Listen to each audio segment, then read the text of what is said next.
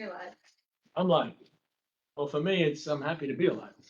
All right, welcome everybody tonight. This is our August workshop, but it's held on July 31st. And with us tonight, we have, I'm going to go from left to right. We have Councilman and Deputy Supervisor Stephen Deddy, Eve Lincoln, Anthony Feo, Highway Superintendent. We have our town clerk, Kelly Allegra, also with us, Councilwoman Sylvia Santiago, Councilman Stephen Moreau. Also in the audience tonight is our town attorney, Dave Zagon, and handling our social media is the lovely Danielle.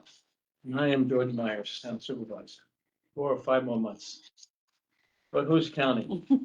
Listen, the first item on the agenda is just leasing the house on Woodlawn. It was leased to one of our employees who was also locking it up. So she has recently retired. So what I've done is asked our town assessor, Todd Wiley, to put a price on what the rental is, since the prices have been going on and on. So he's gonna put a price on for us, and then we'll speak with the former employee.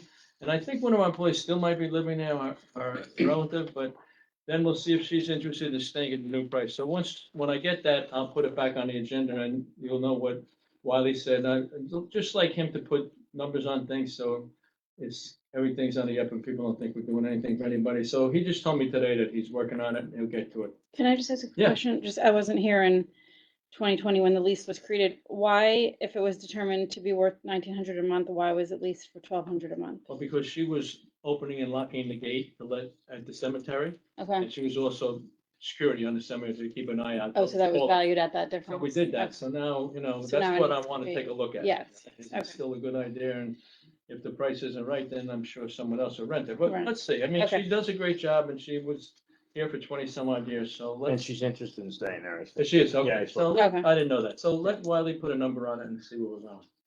The other item, the next item on the agenda is an employee handbook that I've been questioned on by some of the employees, some of the town board members. Years ago, I don't know when it was, but there was an employee handbook put together, I think it was 2018. And it was adopted by the town board. The only real problem is that it was never given to the unions, the CSCA and the PBA, to look at. And in my mind, they should look at it to sign off on it. So when I first came here, I asked Tony D'Angelo, my office, to take a look at it, to see what he thought about it. He had a couple, 3 pages of comments, which I think I gave to you, Sylvia. Correct. So I'm thinking that if we are going to go with this, that it should go to the employee representatives. They have to look at it.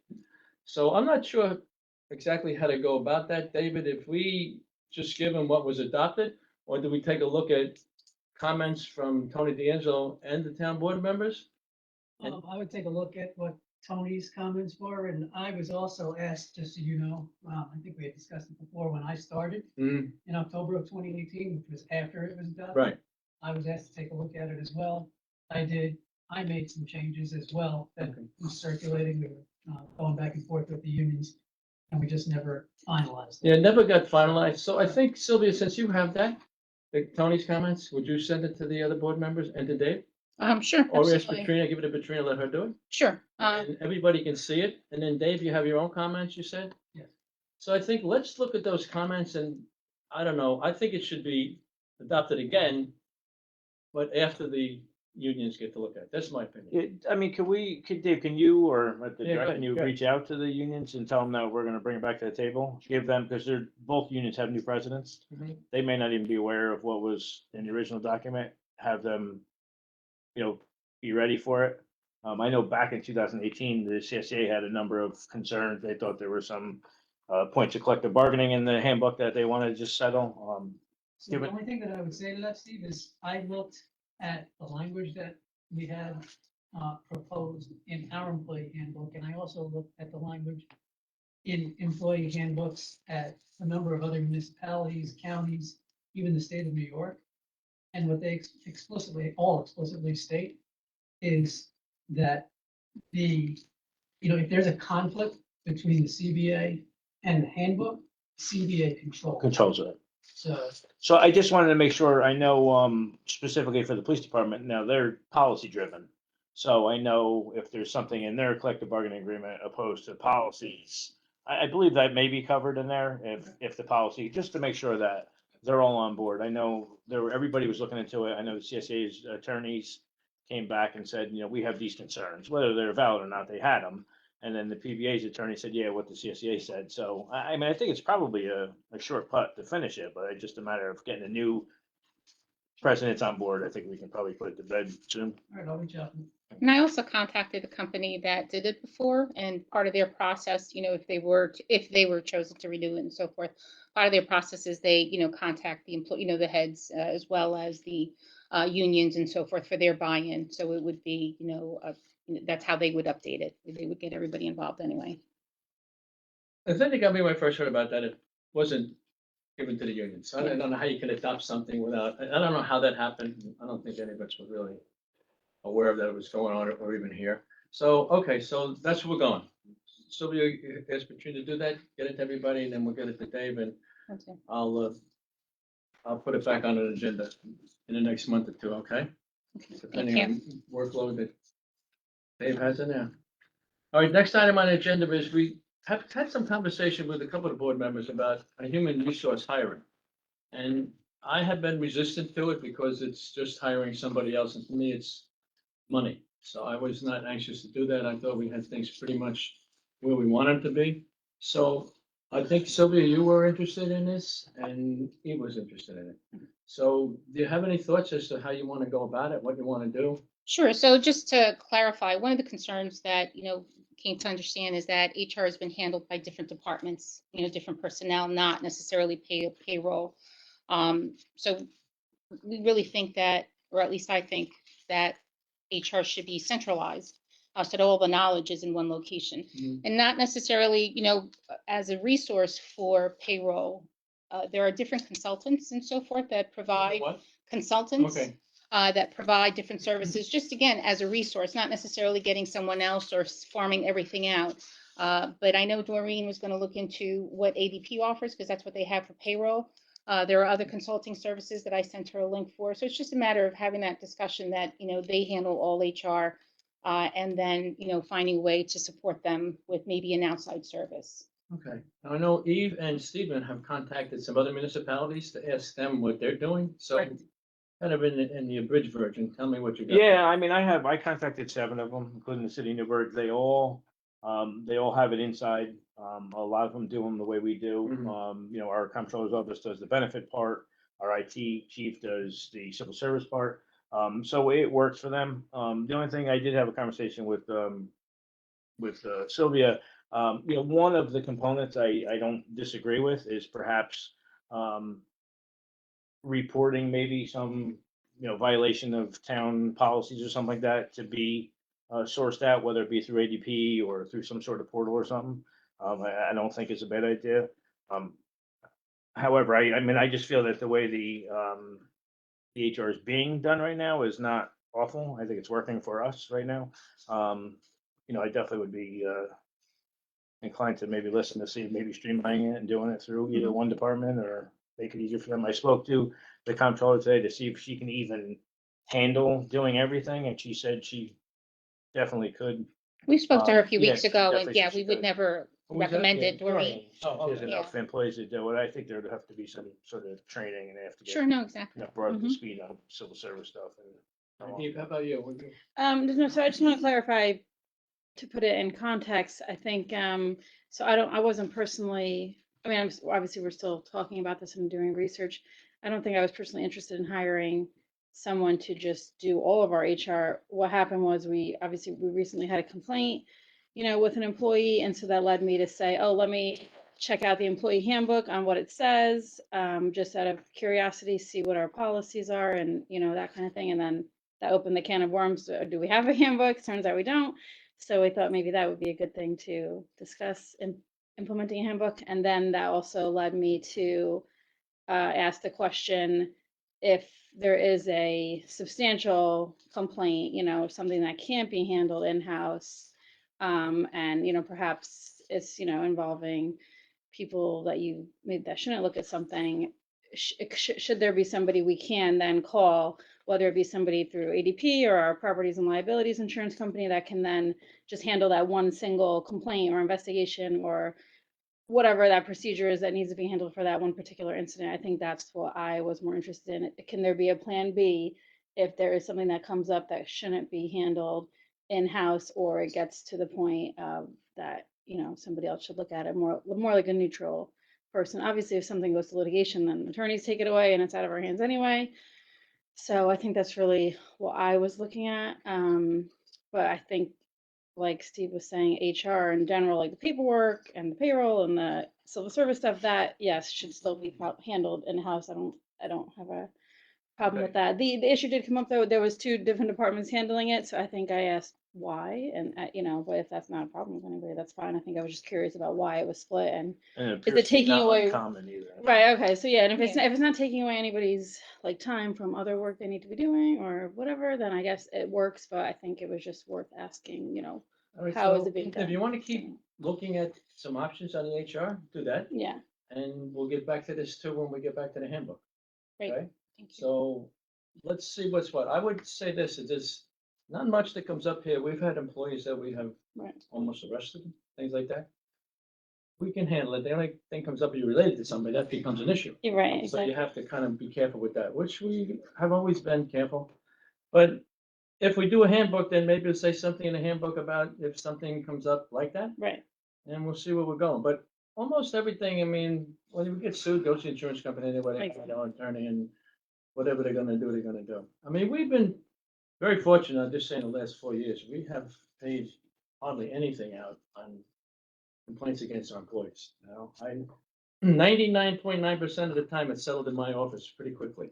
You know, if it gets above, the department heads had trouble with it, then everybody knows enough, get up here. And we're gonna see, once I get everybody in the room, it takes me 2 seconds to figure out who's not telling me the truth. All right, so we're gonna revisit both of those things. The Recreation Department Long Range Plan. So I have heard from Stephen Bedetti and Eve Lincoln about what they thought our long range plan should be. So have you given much thought to this, Sylvia? And what I'm trying to do is prioritize. Sure, sorry, I'm sorry, I didn't give you my list. Okay. Yeah, sure, I definitely, whatever we could do on the low end of, whatever low fruit we Okay. can grab, and then plan for the bigger stuff, obviously. How about you, Ron? Same. Okay.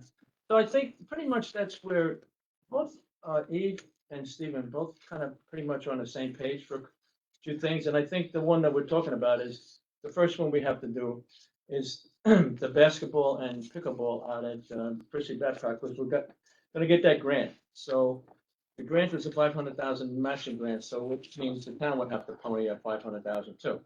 So depending on what that cost would be, we don't know it's $1 million, but I think that's the first thing we're gonna look at.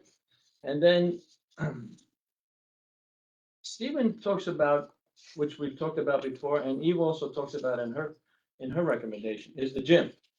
Okay, a new gym out at Chrissy Babcock Park. Eve talked a little bit in her paperwork about restoring the gym at Stewart. I think it'll be a monumental job. It's not just the mold. It was let go. And why it was let go, I have no idea, but it was let go. When I first walked in there in 2020, I couldn't believe the condition that it was in. But there was a lot of water damage and stuff, and Stephen mentions that we're talking about selling. Yeah, we are trying to sell it, and I think that we pretty much thought we had it sold. And then the company, it was the people at the airport, Simone Group, and now they're kind of wobbling and they're trying to sell their whole piece. So I think I haven't even talked to Dave about it or any of the board members, but I'm thinking that once Simone sells their property, if they ever sell it, then we would approach whomever it is right away. Hey, you interested in this? Because it's a good location. It's right as soon as you walk in, to drive into the airport that you see it. But the airport is going nowhere fast. I don't think you can fly out anywhere anymore. There doesn't seem to be much activity out there. Simone, when they came in, we talked about it. They told us that COVID killed offices, office buildings for them, and that's what they planned here. They talked to us about warehouses. We actually said, anything you can do, do it. And it doesn't sound like they're getting anywhere. So we have never heard back from them. No. So I think that we're kind of wait to see what goes on with them.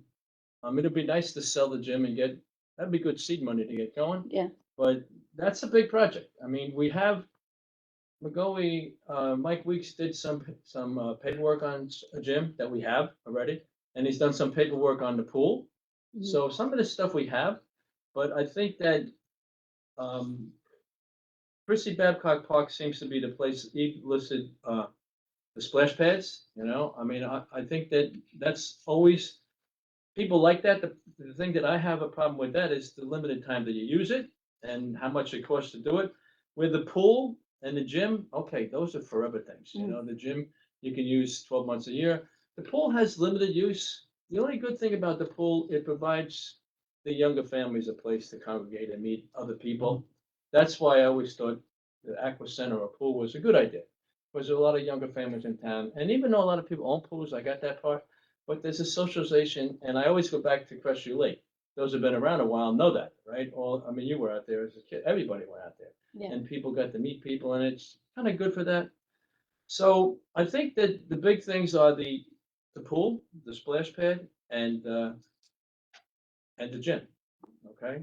So the way I see it is Chrissy Babcock Park with the pickleball and the basketball, and then the next thing that we're looking at is a gym. So you have to kind of say, okay, we're going to bond it, and we're going to do this, and we're going to put it here.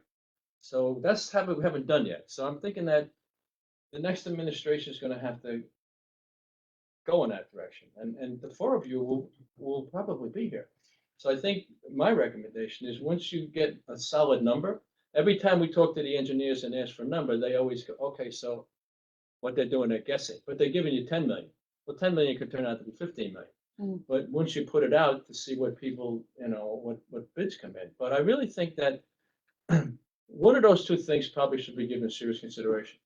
Yeah, and no, I agree. I think a couple of things here that should be actually noted is that the basketball and pickleball is actually gonna go on the current footprint of our property now. Right. That's already cleared. It's just grass now, so it's it's easy to engineer. I say that. And I think it's, in my opinion, I think it's gonna come well under whatever that price tag we have on it, we thought. The gym and perhaps a splash pad or pool or whatever else, I believe is gonna have to be on a piece of property that we are probably in the middle of trying to switch it to parklands, and I think Dave can talk on that more, which I think is a little more involved. So I think it buys us time to, by the time that happens, because we have to swap some land with the sewer plant and everything, will give us definitely more time to get the long-term plan. The gym I like is 24/7. I mean, we had, Matt could tell you, a basketball program, soccer, hockey, floor hockey, everything for adults. I don't know if you've been in the sewer gym lately, but Mhm. Oh, I yeah. think you'd probably change your mind on even wanting to rehab it. I mean, there's no parking there at all. It's all Yeah. off on-street parking. I mean, I would have loved Yeah. to seen that happen Right. 25 years ago. No, I said either rehab it while we're building a new one and then sell it immediately, or sell it immediately so Yeah. we can rent it out or something like that. Yeah. But yeah, no, I just, like I said, I think, for me, I think the gym, Yeah. a 24/7 facility and then work toward, I know Matt was, and I think you guys had talked about maybe if you did a pool, perhaps some sort of enclosed pool. Yeah, So it would be, all year. yeah, all year thing, so. But I don't want, I wouldn't want something, I consider a splash pad a much smaller, quicker, efficient project than something like a pool or a gym. So I wouldn't want to lump the two together and put it off, like bond it together and put it off for like, a 2-year project or something. I would want to, like I wrote in my memo to you, that's something that we can do a quick turnaround on while we're doing something large, like a pool and a gym, because we know that's gonna take a lot more money and a lot more time. And something small like, a splash park is something we can give the residents in the interim as sort of like a, here's step one, but we're gonna be working on these 2, 3 other big things over the next few years.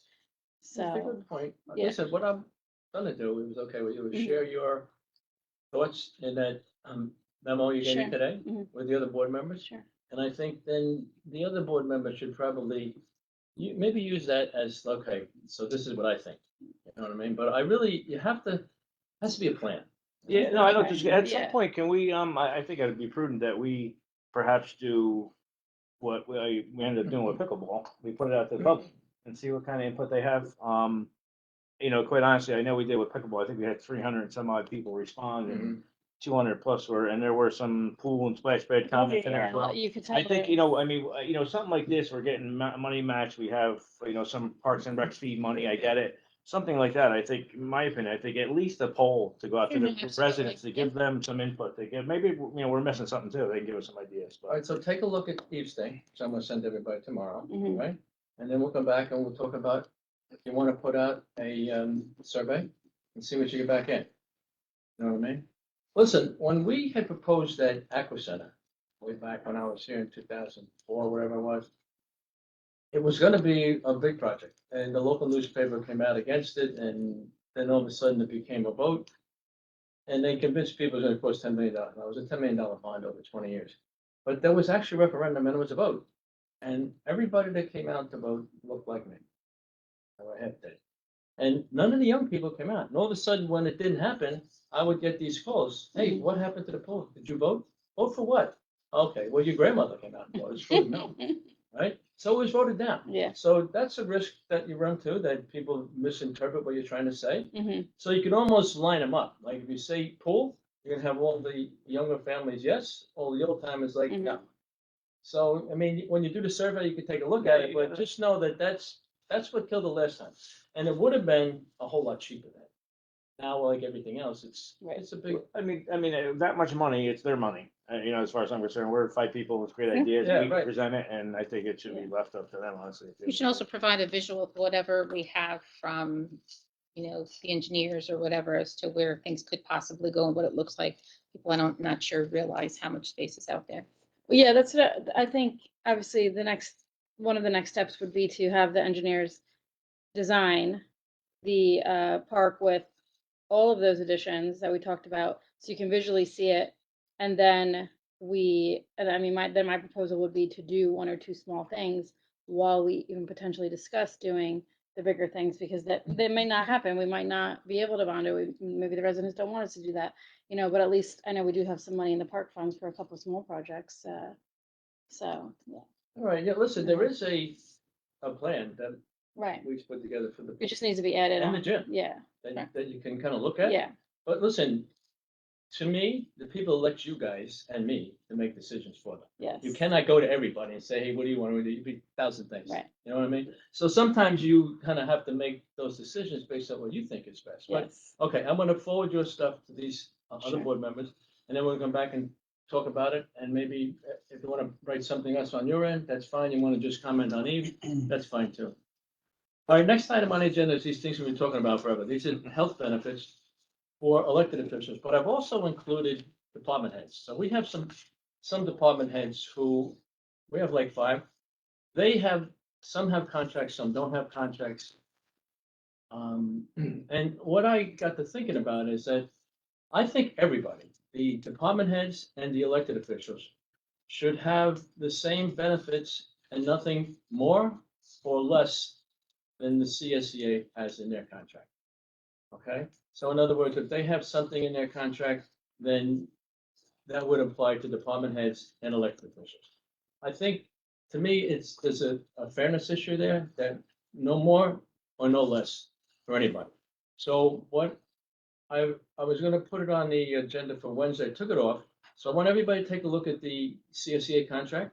So my proposal would be that whenever you're hired, the CSEA contract that you were brought on board, or whenever you were elected, I'm sorry, were brought on board, that's what you would go by. So even this current contract doesn't look like it's gonna be negotiated now, might be negotiated at the end of the year, the beginning of the year. So the next person who comes in would also be under this current contract, because there's not a new one. If you don't have a new contract negotiated, the law is you stay with the one before. So it seems to me that it's pretty clean. And I don't know how anybody could criticize the board for saying, okay, whatever the employees get, that's what their bosses get, which would be the department heads, and the same thing for elected officials. So I think if you want, you can look at that contract, that Kelly has it up in her office, and take a look at what I'm talking about.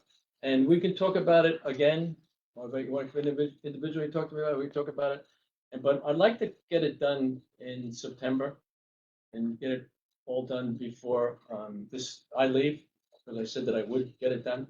And I think, listen, some things I didn't like about it. Stephen brought up a couple of times, Stephen Meditti, that listen, if the employees get it, why wouldn't the bosses get it? I mean, you know what? Made a lot of sense to me. Same thing with Steve and the benefits while he was here. Yes, and what they said was, yeah, when he took the job, he was kind of led to believe, so, okay, I'm not taking it away from him, you know? It's just going forward, like where we're going. So I would suggest you take a look at the CSA contract and see what's in there.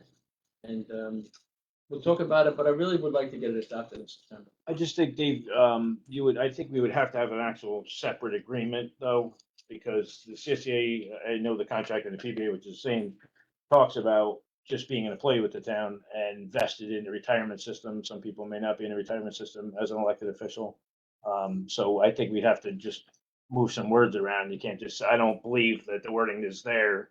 Can't just be for an elected official or department head. Just something you have to take a look at, I think, in that section for All right, for the stop in and medical see him. benefit. Yeah, I'm like- just, I'll show you what I'm talking about. Well, he said you have to be vested in the retirement system in order to get it for us. That may necessarily, Department heads, elected officials? elected Or both? officials. Okay. Yeah, the department heads, I think, once you get once you, after your 5 years, they're vested. But they won't collect it until 10 years, 17 full. But to be full-time vested, it's a little different for elected officials, so it's something to go look at. All right, well, like I said, I just wanted to have a little more time to put it together because I only want to do it once and get it right. So let's take a look at that. Dave, you can take a look at what Stephen's talking about and we'll go from there. Last item is on the public agenda is this demolition of 111 Cedar. That's that, we had the fatal fire down there across from Little League. And this has been dragging on and on. And Barney, the fire inspector, been on the bank owners, been on them pretty hard about getting the thing demolished. Came to me about 3 or 4 weeks ago and said, Bank doesn't own it yet. said, what? Bank does not own it. I mean, other than the fact that they have a mortgage on it. Yeah. But the owners, the people who had the mortgage, they're still listed as So, the owners of the property. Wasn't the bank talking about, yeah. Yes. somehow they were gonna do it, all of a sudden the bank decided not gonna do it. So now it becomes incumbent upon us that we have to take some action. So I think you got everything you need from them? Yeah, we got what we need now, so we're just gonna put it on. It's on the agenda for Wednesday for the board to authorize the town engineers to Okay. go out there, create a report, Okay, do an inspection, prepare a report, provide it to the board, and then we'll move ahead with the condemnation process. yeah, we've been getting the calls, I've been getting calls for a year or more about it, and you've been getting aggravated. Yeah, I think the way I understood it, Dave, I believe, was that the company that's taking care of the property now, Right. the woman there, I believe, said there's a clause in their mortgage that puts the responsibility on the mortgage company to remove the house in its current state, I believe, something like that. Because I spoke to the one woman from the company that was there. She says, no, it's our responsibility and we're putting it out to bid. They did put it out to bid and that bidder has since disappeared, so they're rebidding it again. So, I mean, hopefully at the end of the day, they award their own bid and they do it themselves, but if not, I guess we can hold their feet to the fire. Well, the building department was pretty convinced at some point that they had worked it all out, everything was good, all the Yeah. everything falls apart. So at that point, then, you know, enough is enough, we'll do it ourselves. Okay, that's the end of the public session.